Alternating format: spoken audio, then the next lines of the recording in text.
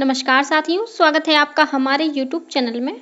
आप छत्तीसगढ़ की किस जगह से हमारे समाचार सुन रहे हैं, कृपया कमेंट बॉक्स में लिखकर हमें जरूर बताएं। साथ ही हमारे चैनल को सब्सक्राइब करना ना भूलें। रायपुर से प्रस्तुत है छत्तीसगढ़ के प्रादेशिक समाचारों के साथ मैं रजनी शुक्ला। पहले मुख्य समाचार। चुनाव आयोग ने महाराष्ट्र और झारखंड में विधानसभा चुनाव के साथ ही रायपुर दक्षिण विधानसभा सीट पर उपचुनाव की तारीख का ऐलान किया। रायपुर दक्षिण विधानसभा सीट के लिए 13 नवंबर को होगा मतदान। प्रदेश में नगरीय निकाय चुनाव के लिए आज मतदाता सूची का प्रारंभिक प्रकाशन किया जाएगा।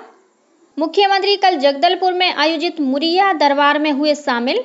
माड़िया सराय में विकास कार्य के लिए 50 लाख रुपए देने की घोषणा की। और रायपुर में आज से शुरू होगा अखिल भारतीय वन खेल कूद महोत्सव। केंद्रीय पर्यावरण मंत्री भूपेंद्र यादव करेंगे शुभारंभ।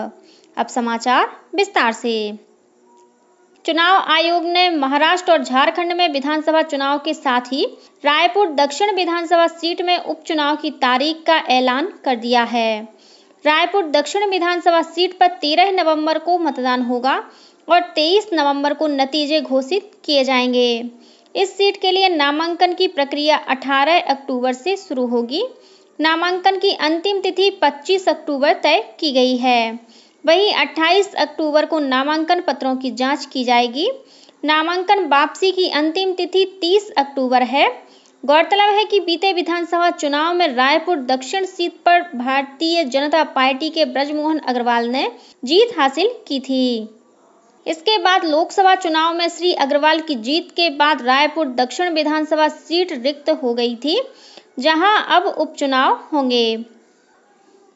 प्रदेश में नगरीय निकाय चुनाव के लिए आज 16 अक्टूबर को मतदाता सूची का प्रारंभिक प्रकाशन किया जाएगा।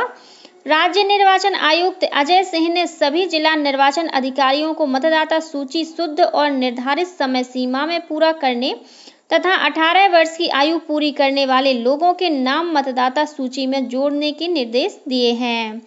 उन्होंने कहा कि आयोग द्वारा जारी कार्यक्रम के अनुसार सभी कार्यवाही सुनिश्चित की जाए। गौरतलब है कि राज्य के 167 नगरीय निकायों में निर्वाचन होना है।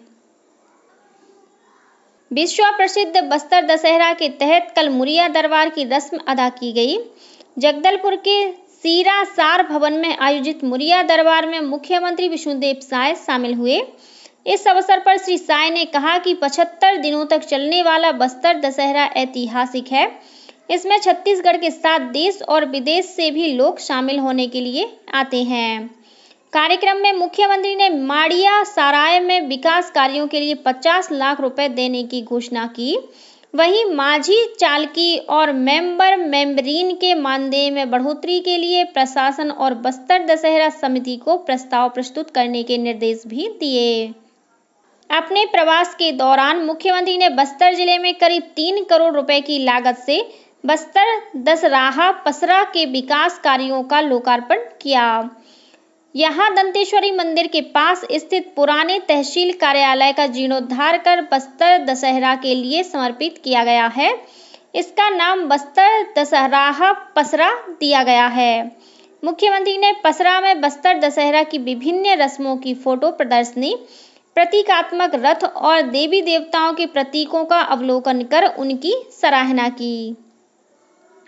मुख्यमंत्री विष्णुदेव साय सोमवार को रायगढ़ जिले के लैलूंगा में उरांव समाज द्वारा आयोजित कर्मा महोत्सव में शामिल हुए। इस मौके पर उन्होंने लैलूंगा में सामाजिक भवन, स्टेडियम का जीर्णोद्धार और बास्केटबॉल कोर्ट के निर्माण के लिए 1 करोड़ रुपए से अधिक की राशि देने की घोषणा की। महोत्सव को संबोधित करते हुए मुख्यमंत्री ने कहा कि कम्हार पाकुट बांध से लैलूंगा में जलापूर्ति के बंद प्रोजेक्ट का काम फिर से शुरू किया जाएगा। इसके अलावा मुख्यमंत्री सूरजपुर जिले के ग्राम सिलौटा प्रतापपुर में आयोजित आदिवासी कर्मा महातिहार कार्यक्रम में भी शामिल हुए।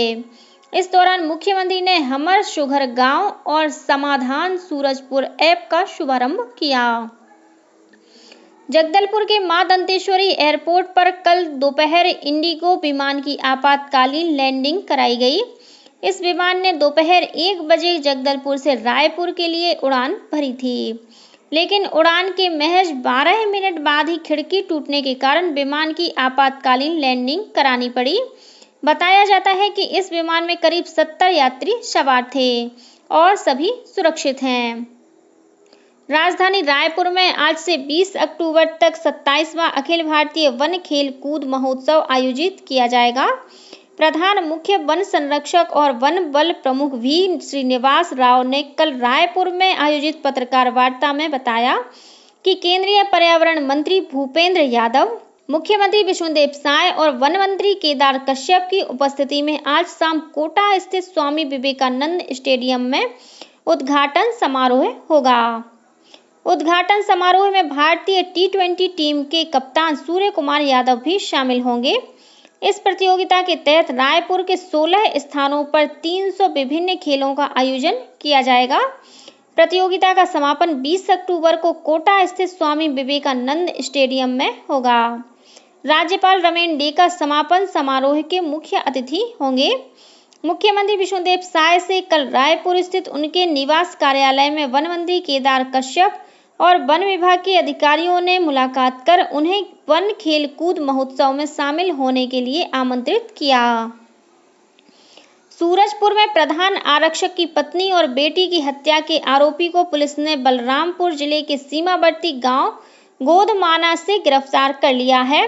आरोपी कुलदीप साहू को कड़ी सुरक्षा के बीच कल शाम सूरजपुर लाया गया। फिलहाल आरोपी को कोतवाली थाने में रखा गया है। आरोपी की गिरफ्तारी बलरामपुर के पुलिस अधीक्षक के नेतृत्व में की गई, जिसमें बलरामपुर पुलिस की टीम ने अहम भूमिका निभाई। इस बीच वरिष्ठ कांग्रेस नेता और पूर्व उप मुख्यमंत्री TS सिंहदेव ने कल रायपुर स्थित प्रदेश कांग्रेस कार्यालय राजीव भवन में एक पत्रकार वार्ता को संबोधित करते हुए प्रदेश में कानून व्यवस्था की स्थिति पर सवाल उठाते हुए राज्य सरकार की कड़ी आलोचना की। श्री सिंहदेव ने सूरजपुर जिले की घटना को लेकर सरकार पर लापरवाही बरतने का आरोप लगाया। यात्रियों की सुविधा को ध्यान में रखते हुए रेलवे द्वारा गया और लोकमान्य तिलक टर्मिनस LTT के बीच एक सुपरफास्ट एक्सप्रेस ट्रेन की सुविधा प्रदान की जा रही है। यह ट्रेन गया से 23 अक्टूबर से प्रत्येक बुधवार को और LTT से 25 अक्टूबर से प्रत्येक शुक्रवार को चलेगी। इस ट्रेन में कुल 22 कोच होंगे। इस ट्रेन का स्टॉपेज रायगढ़, बिलासपुर, रायपुर और दुर्ग रेलवे स्टेशनों पर भी दिया जाएगा। छत्तीसगढ़ सहित देश भर में छठ महापर्व 5 से 8 नवंबर तक मनाया जाएगा। इसकी तैयारियां शुरू हो गई हैं। छठ महापर्व आयोजन समिति के अध्यक्ष राजेश कुमार सिंह ने रायपुर में एक पत्रकार वार्ता में बताया कि 4 दिवसीय छठ महापर्व 5 नवंबर को नहाय खाए की रस्म के साथ शुरू होगा। 6 नवंबर को खरना की रस्म होगी। वहीं 7 नवंबर को संध्या अर्घ और 8 नवंबर को उषा अर्घ होगा। छठ पूजा रायपुर, बिलासपुर, भिलाई, दुर्ग, कोरबा, बस्तर और अन्य शहरों में धूमधाम से मनाया जाता है। रायपुर में छठ पूजा खारून नदी के महादेव घाट सहित 50 से अधिक स्थानों पर मनाया जाता है। केंद्र सरकार ने भारत के 234 नए शहरों में 730 निजी रेडियो चैनलों की शुरुआत के लिए निजी FM रेडियो चरण के तीसरे बैच की नीलामी के लिए आवेदन आमंत्रित करने के लिए नोटिस जारी किया है। मंत्रिमंडल ने इस वर्ष अगस्त में 234 नए शहरों और कस्बों में निजी FM रेडियो शुरू करने की मंजूरी दी थी। इससे रोजगार के नए अवसर पैदा होंगे, स्थानीय बोली और संस्कृति को बढ़ावा मिलेगा। स्वीकृत शहरों और कस्बों में से कई आकांक्षी जिलों और वामपंथी उग्रवाद प्रभावित क्षेत्रों में हैं। इन क्षेत्रों में निजी FM रेडियो की स्थापना से इन क्षेत्रों में सरकार की पहुंच और मजबूत होगी। और अब कुछ अन्य खबरें संक्षेप में।